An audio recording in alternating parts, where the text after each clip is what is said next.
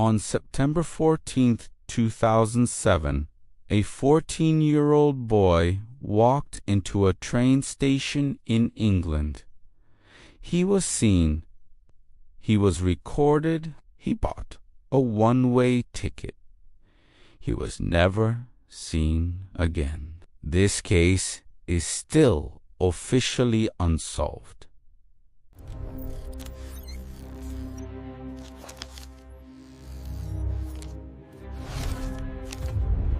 Andrew Gosden lived in Doncaster, England. By all accounts, he was quiet, intelligent, and routine-driven. He was good at school. He rarely broke rules. He had no history of running away. On that Friday morning, Andrew left his house wearing a school uniform. Nothing about that moment seemed unusual. His parents believed he went to school. He didn't. Instead, Andrew walked to the train station. Security cameras recorded him entering King's Cross Station in London. At 9:35 a.m., Andrew walked up to the ticket counter and bought a one-way ticket. The clerk casually asked if he wanted a return ticket, but Andrew just shook his head and said, "No." This moment is crucial because it is one of the last confirmed records of Andrew Gosden. After this, the trail begins to thin. When Andrew was reported missing, police made an early assumption. They believed Andrew was a runaway. Because of this, the response was delayed. CCTV footage from London was reviewed days later.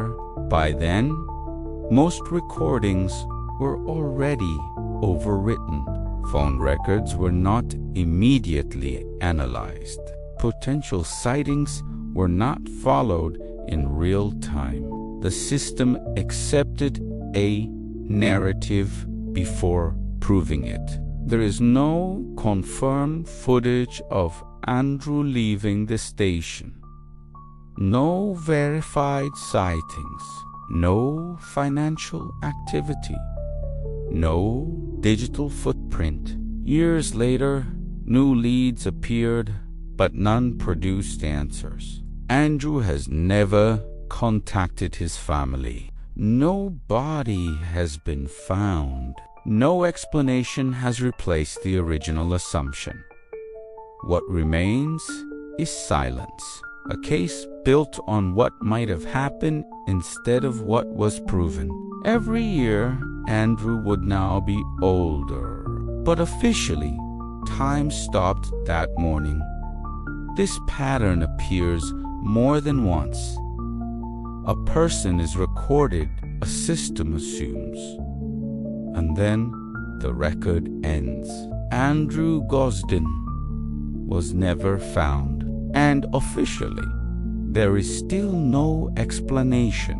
But cases like this raise a question that never disappears.